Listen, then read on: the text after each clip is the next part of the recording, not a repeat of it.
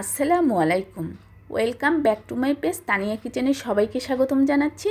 আর আজকে সবার জন্য নিয়ে আসলাম খুবই সহজ এবং মজাদার একটি রেসিপি। এটা হচ্ছে গ্যাসের চুলায় পুড়িয়ে বেগুন ভর্তা। আর এরকম পোড়া বেগুন ভর্তা কিন্তু আমরা খুবই কম খেয়ে থাকি, যেহেতু আমরা গ্যাসের চুলায় রান্না করি। এর জন্য কিন্তু আমাদের সহজে কিন্তু এই বেগুন ভর্তাটা খাওয়া হয় না। তো আমি যে টেকনিকটা ফলো করে এই বেগুন পুড়িয়ে ভর্তাটা করেছি, আমার রেসিপিটা ফলো করে যদি আপনারাও ট্রাই করেন তাহলে একেবারে পারফেক্ট পোড়া বেগুনের স্বাদ পাবেন। তো চলুন কথা না বাড়িয়ে মূল রেসিপিতে চলে যাই। তো এখানে আমি বড় সাইজের একটি সবুজ বেগুন নিয়েছি। আর এরকম পোড়া বেগুনের জন্য কিন্তু একটু বড় বেগুন নিলে কিন্তু ভর্তাটা কিন্তু বেশি পাওয়া যায় এবং খেতেও ভালো লাগে।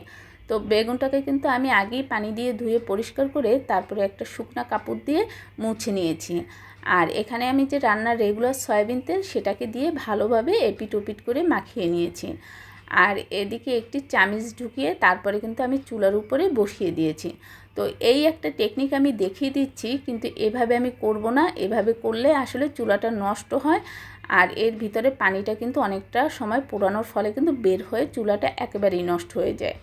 তো এখানে কিন্তু আমি লোহার যে তাওয়া থাকে সেই তাওয়ায় কিন্তু আমি বেগুনটাকে বসিয়ে তারপরে ঢেকে রেখেছিলাম।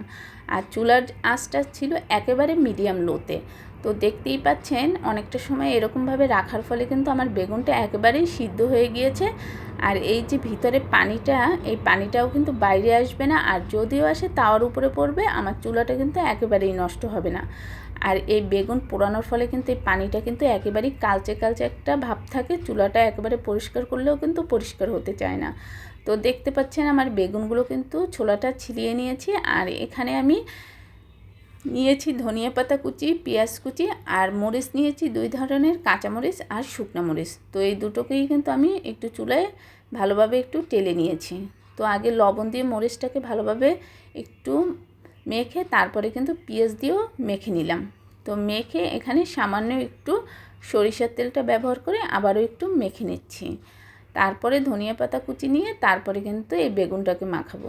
তো আমরা যেভাবে ভর্তা আসলে করে থাকি সেভাবেই করছি। আর দেখতে পাচ্ছেন এই ভর্তাটা দিয়ে কিন্তু গরম ভাত খেতে খুবই মজাদার হয়। তো এই ভর্তাটা আমি ভালোভাবে একটু মাখিয়ে নিলাম। আর তারপরেও আবার একটু সরিষার তেল ব্যবহার করে আবার একটু হাতের মাধ্যমে এটাকে একটু মাখিয়ে নিলাম। তো এভাবে যদি বেগুন ভর্তাটা করা হয় তাহলে কিন্তু পোড়া বেগুনের স্বাদ একেবারে পারফেক্ট আপনারা পেয়ে যাবেন এরকম গ্যাসের চুলায়।